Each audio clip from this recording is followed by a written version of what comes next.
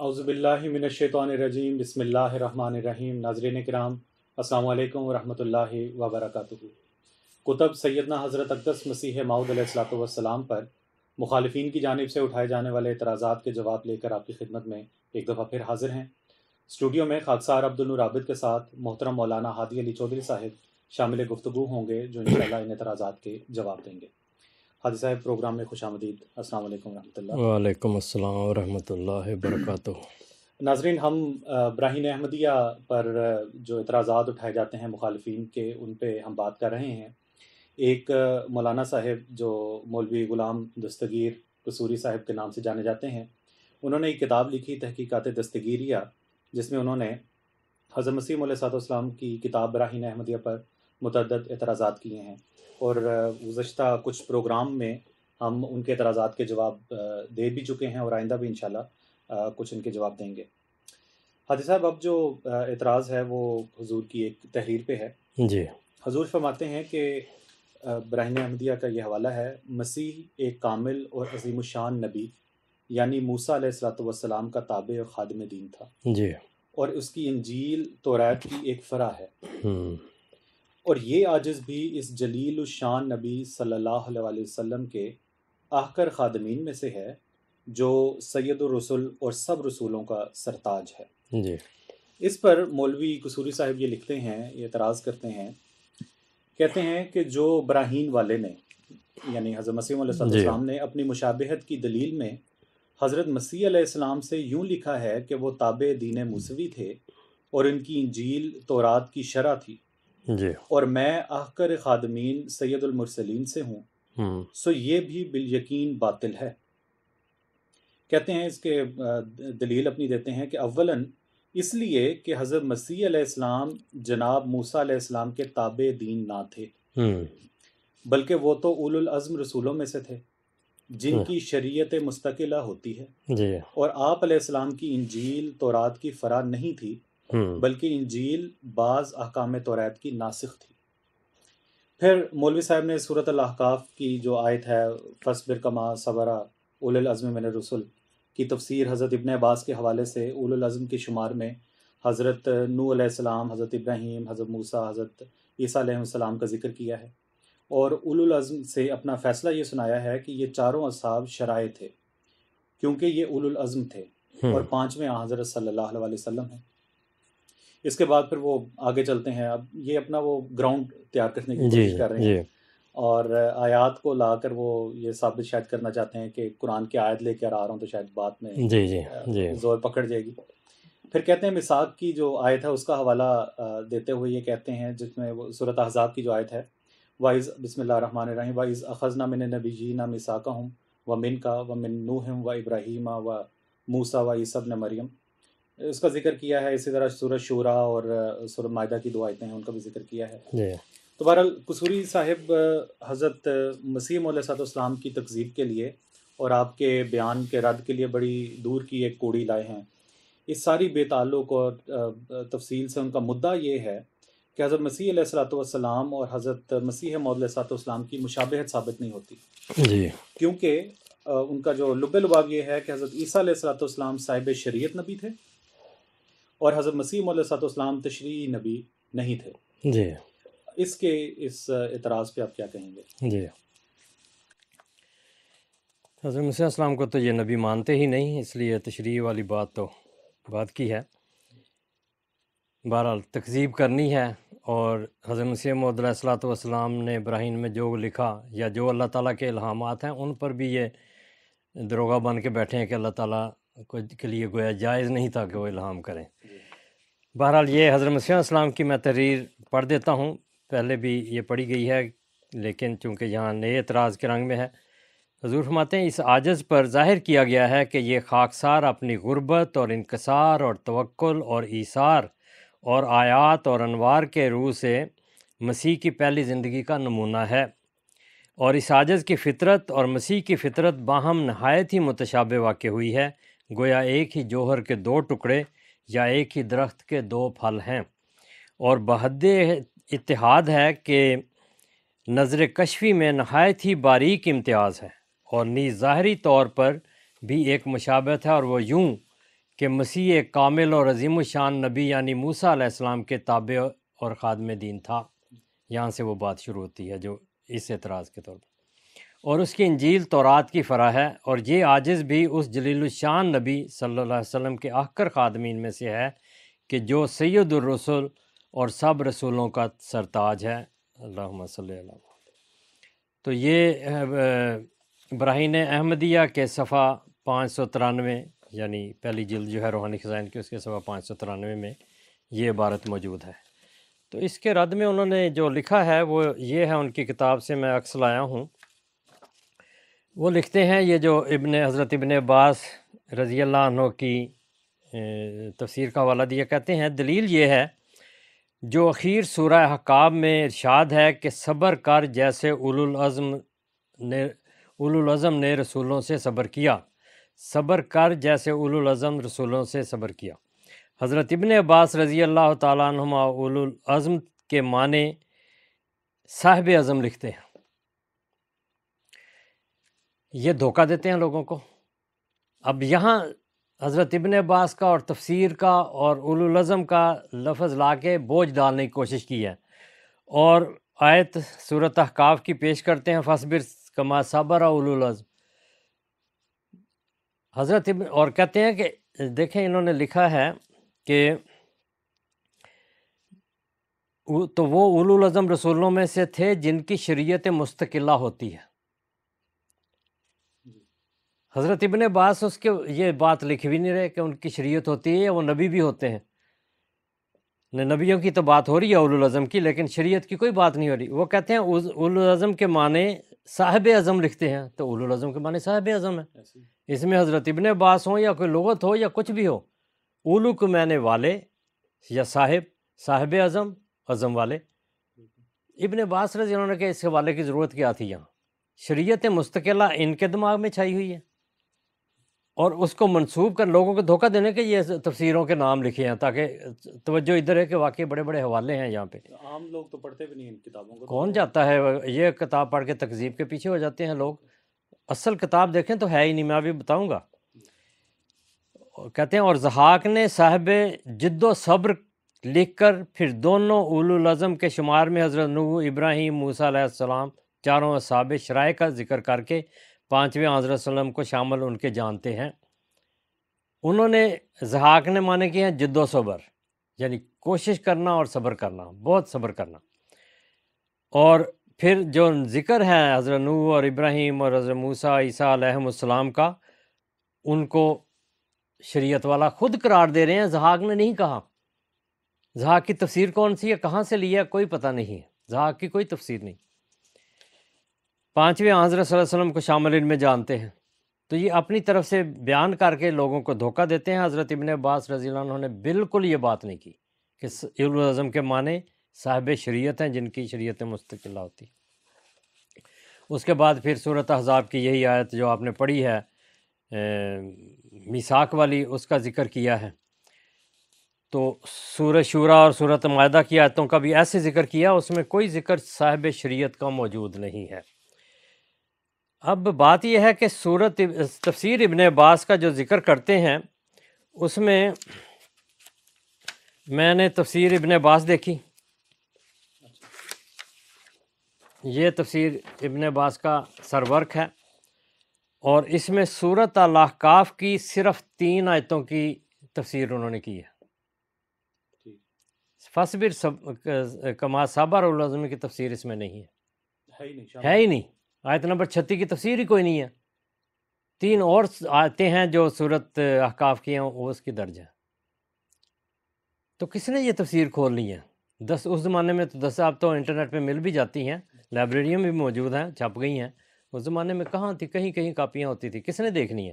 مگر یہ دھوکہ دینے کے لیے انہوں نے اس کا حوالہ دیا ہے۔ اس آیت کی تفسیر، یہ کتاب جو میرے پاس تفسیر ابن عباس مکمل ہے، اس میں وہ موجود نہیں ہے۔ تو کیا یہ لوگوں کو بتا رہے ہیں؟ تکذیب اسی طرح ہی ہوتی ہے کہ تکذیب کا مطلب ہی جھوٹ بولنا ہوتا ہے، اس میں سچائی کی تحقیق کی وہ بات نہیں ہوتی جو سچائی کی طرف لے جائے۔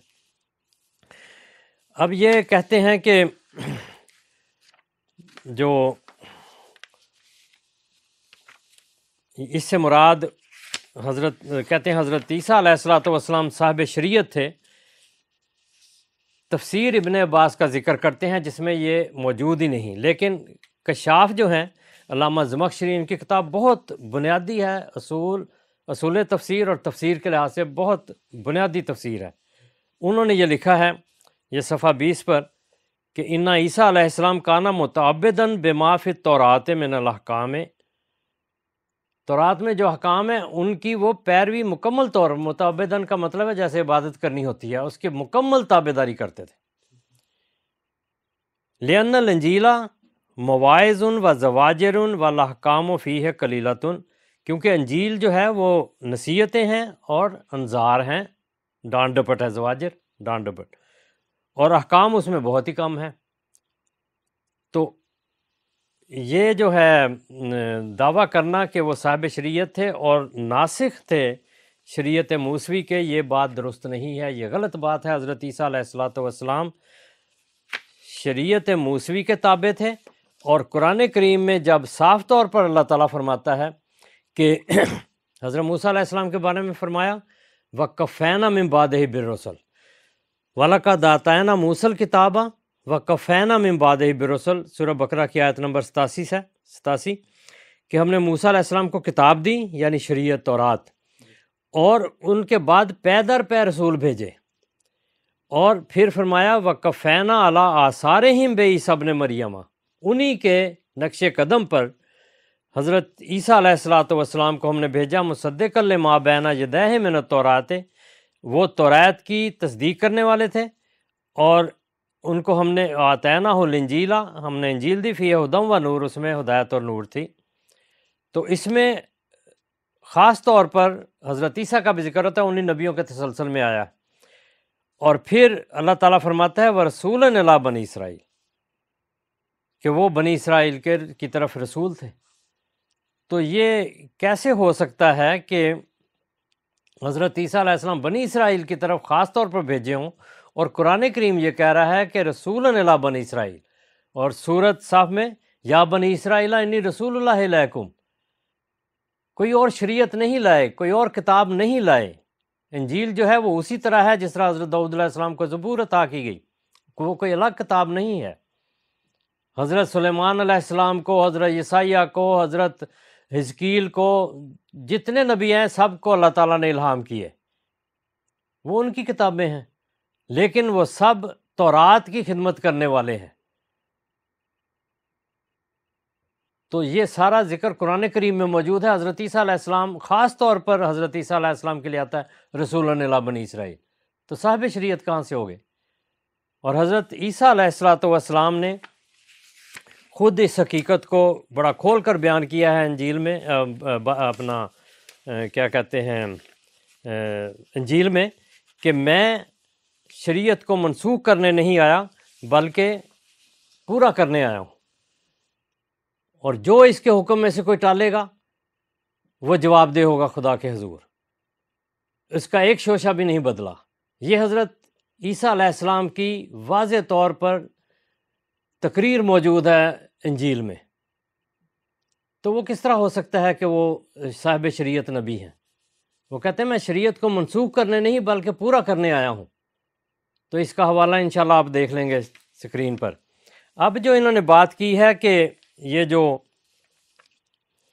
سورۃ احزاب کی آیت میں وَإِذْ أَخَذْنَا مِنَ النَّبِيِّينَ مِيثَاقَهُمْ، کہ جب نبیوں سے ہم نے ان کا میثاق لیا، وَمِنْکَ، اور تجھ سے بھی، یعنی رسول کریم صلی اللہ علیہ وسلم سے میثاق لیا، وَمِن نُوحٍ وَإِبْرَاهِيمَ، حضرت نوح علیہ السلام سے اور ابراہیم علیہ السلام سے، وَمُوسَىٰ وَعِیسیٰ ابْنِ مریم. یہاں 5 رسولوں کا ذکر ہے. اور یہ میثاق کون سا تھا؟ یہ میثاق وہ ہے جو سورۃ آل عمران کی آیت 82 میں ہے کہ وَإِذْ أَخَذَ اللَّهُ مِيثَاقَ النَّبِيِّينَ لَمَا آتَيْتُكُم مِّن كِتَابٍ وَحِكْمَةٍ ثُمَّ جَاءَكُمْ رَسُولٌ مُصَدِّقٌ لِّمَا مَعَكُمْ لَتُؤْمِنُنَّ بِهِ وَلَتَنصُرُنَّهُ. اللہ تعالیٰ نے جب نبیوں سے یہ میثاق لیا کہ جب بھی تمہارے پاس کوئی کتاب اور حکمت آئے تو، اور کوئی رسول آئے جو مصدق ہو، تصدیق کرنے والا ہو پہلی چیز کا جو تمہارے پاس ہے، تو اس پر ضرور ایمان لانا، والا تنصرنہ، اور اس کی ضرور مدد کرنا. کالا اقررتم، نبیوں سے پھر عہد لیا کہ تم اس کا اقرار کرتے ہو، وَأَخَذْتُمْ عَلَىٰ ذَٰلِكُمْ مِصْرِی، اور اس پر میرے ساتھ پختہ وعدہ کرتے ہو۔ قالوا اقررنا، انہوں نے جواب دیا ہم یہ کرتے ہیں۔ یہ ان کی روحوں سے بات ہو رہی ہے، عالم ارواح میں یہ سارا میثاق چل رہا ہے اور خدا تعالیٰ کا ان سے مکالمہ مخاطبہ ہو رہا ہے۔ قال فاشهدوا وأنا معكم من الشاہدین، تو فرمایا کہ تم گواہ رہنا اور میں بھی تمہارے ساتھ گواہ ہوں۔ یہ اللہ تعالیٰ کی نگرانی ہے۔ اور پھر ان نبیوں کو مخاطب کر کے قوموں سے مخاطب ہوا ہے اللہ تعالیٰ، فمن تولی بعد ذلک فاولئک هم الفاسقون، کیونکہ نبیوں نے تو نافرمانی نہیں کرنی تھی، انہوں نے تو نہیں پھرنا تھا، تو قوموں کو کہا کہ تم نے پھرنا نہیں ہے، جو پھرے گا وہ منافق ہوگا، فاسق ہوگا۔ تو یہ عہد ہے، میثاق ہے جو لیا گیا۔ اب یہ بڑی دلچسپ آیت ہے جو آگے اس میثاق کا ذکر کر رہی ہے سورۃ احزاب کی، یہ آیت جو پہلے پڑھی گئی۔ اس میں حضرت نوح علیہ السلام اور ابراہیم علیہ السلام ایک جوڑی ہے۔ حضرت ابراہیم علیہ السلام حضرت نوح علیہ السلام کی شریعت پر رہے۔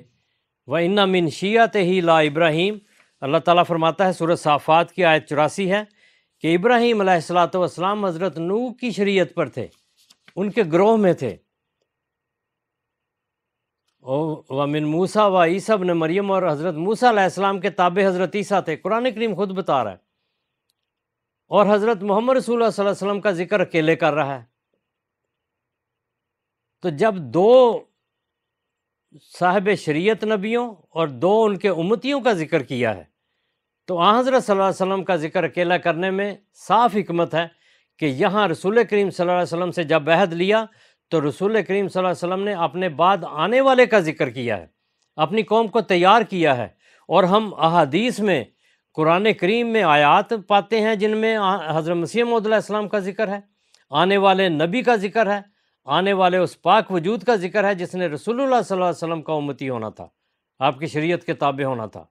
اور پھر احادیث میں اس کی ساری نشانیاں بھی، قرآن کریم میں بھی یہ نشانیاں موجود ہیں، اور احادیث میں بھی ساری تفصیلات موجود ہیں۔ اس آنے والے کا نام نبی اللہ کہہ کر ذکر کیا ہے، بار بار نبی اللہ ذکر فرمایا ہے۔ تو آنے والے نبی کی خبر حضرت صلی اللہ علیہ وسلم نے بھی دی ہے۔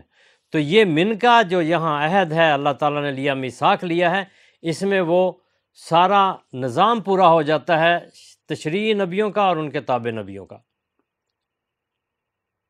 حضرت نوح علیہ السلام ان من شیعتہ الی ابراہیم، آپ کے گروہ میں حضرت ابراہیم علیہ السلام، حضرت موسیٰ علیہ السلام کے گروہ میں حضرت عیسیٰ علیہ السلام، اور جب حضرت صلی اللہ علیہ وسلم سے یہ عہد لیا گیا تو آپ نے پھر اس عہد کو اس طرح نبھایا کہ آپ نے اس آنے والے کی تفصیلی خبر دی، اس کے مقام کو بیان فرمایا، تو یہ امت کو تیار کیا۔ اور پہلے آئمہ اور آئمہ سلف نے جو پیشگوئیاں کی، ان میں اس آنے والے وجود کی نشانیوں کو مزید کھول کر بیان فرمایا، جو رسول اللہ صلی اللہ علیہ وسلم کی پیشگوئیاں تھیں ان کو مزید وضاحت سے پیش کیا۔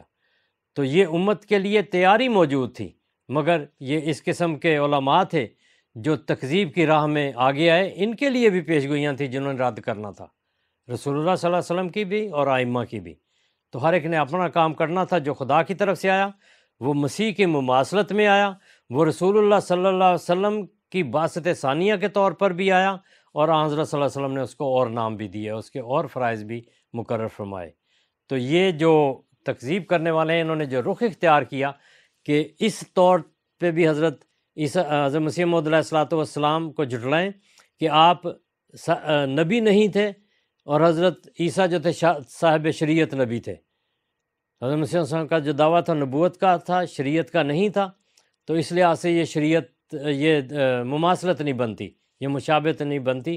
تو یہ ہم نے ثابت کیا ہے قرآن کریم سے، انجیل سے اور آیات قرآنیہ سے کہ حضرت مسیح موعود علیہ السلام کا ذکر موجود ہے، اور مشابہت حضرت عیسیٰ علیہ السلام سے کامل موجود ہے، اور ایسی مشابہت ہے جو دنیا میں اور نبیوں میں نہیں پائی جاتی اور وجودوں میں نہیں پائی جاتی۔ وآخر دعوانا ان الحمد للہ رب العالمین۔ جزاکم اللہ احسن الجزا حادی صاحب۔ ناظرین کرام، اگلے پروگرام میں ایک دوسرے اعتراض کے جواب کے ساتھ آپ کی خدمت میں حاضر ہوں گے۔ تب تک کے لیے السلام علیکم ورحمۃ اللہ وبرکاتہ۔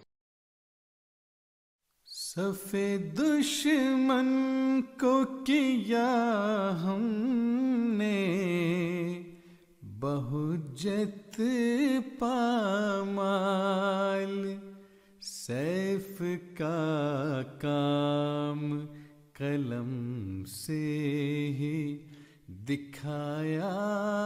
احمدیہ مسلم جماعت اسلام میں نشت ثانیہ کی الہی تحریک